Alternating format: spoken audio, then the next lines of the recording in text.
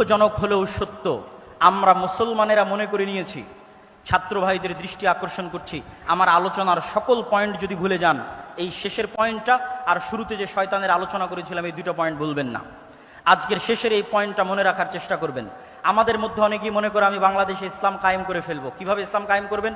সবাই যদি নামাজি হয়ে যায় ইসলাম কায়েম হয়ে গেল, সবাই যদি পর্দা করে ইসলাম কায়েম হয়ে গেল। জি না, ইসলামের সবচেয়ে বেসিক এলিমেন্ট, সবচেয়ে মূল ভিত্তি হচ্ছে সত্যবাদিতা, ন্যায়পরায়ণতা। বাইতুল মুকাররমের মধ্যে নামাজি মানুষ মারামারি করতেছে, বাইতুল মুকাররমের মধ্যে যার দাড়ি আছে, টুপি আছে, পাঞ্জাবি আছে, সে মারামারি করতেছে। তার মানে কি? তার মানে সে ইসলামের বেসিক এলিমেন্ট সম্পর্কে জানে না। সে মনে করেছে ইসলাম মানে সালাত, সে মনে করেছে ইসলাম মানে হজ, সে মনে করেছে ইসলাম মানে পর্দা। কিন্তু ইসলাম মানে আগে ন্যায়পরায়ণতা, আগে সত্যবাদিতা। মুহাম্মদ সাল্লাল্লাহু আলাইহি ওয়াসাল্লাম সালাত শিখেছে 40 বছর পরে, সূরা ফাতিহা শিখেছে 40 বছর পরে, আর উনি জন্মগত সত্যবাদী এবং ন্যায়পরায়ণ। তথা 40 বছর যাবৎ যেই গুণ তিনি জন্মগত বহন করেছেন নবী হওয়ার আগেও, সেটি হচ্ছে তিনি সত্য বলতেন, কোনোদিন মিথ্যা বলেননি। 2, তিনি সৎ এবং ন্যায়পরায়ণ, কোনোদিন মানুষের প্রতি অন্যায় করেননি। পৃথিবীতে আল্লাহ যত নবী রাসূল পাঠিয়েছেন, প্রত্যেক নবী রাসূলকে নবী হওয়ার আগে এই দুটি মৌলিক গুণাবলীর অধিকারী হতে হয়েছে। এক, সত্য কথা বলতে হবে, ন্যায়পরায়ণ হতে হবে। কেন? এই গুণটা আল্লাহর।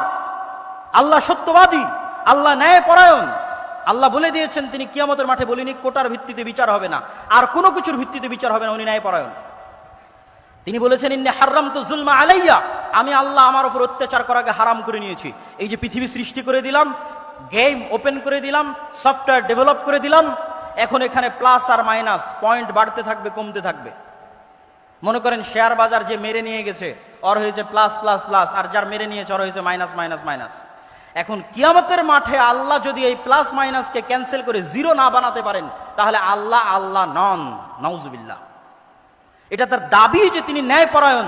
মানে পৃথিবীতে যা অন্যায় সংঘটিত হয়েছে, মানুষের সাথে তো বহু দূরের কথা, পশুর সাথেও যা অন্যায় সংঘটিত হয়েছে তা তিনি মিটমাট করে দিয়ে পৃথিবীর রেজাল্ট করবেন জিরো।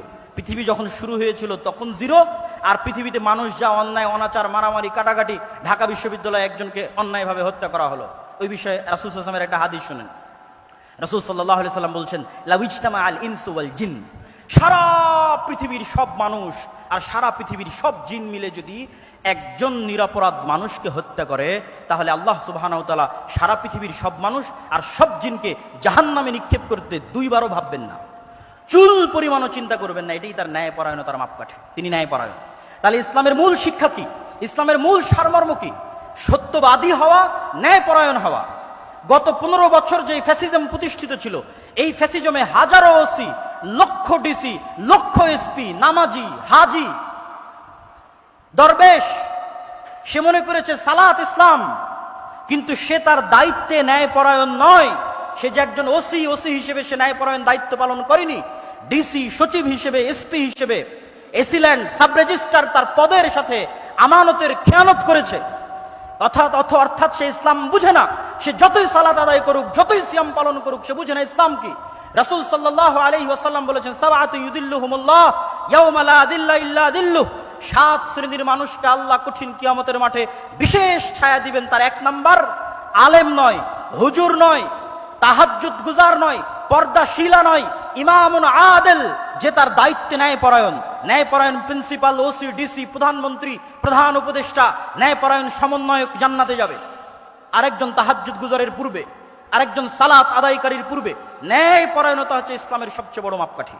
অতএব ছাত্র ভাইদের উদ্দেশ্যে আমার উদাত্ত আহ্বান থাকবে, আমার উদাত্ত ডাক থাকবে যে ইসলামের সকল শিক্ষা যদি আমরা ভুলে যাই, এই 2টা মৌলিক শিক্ষার উপর যদি আমরা একটা প্রজন্ম তৈরি করতে পারি।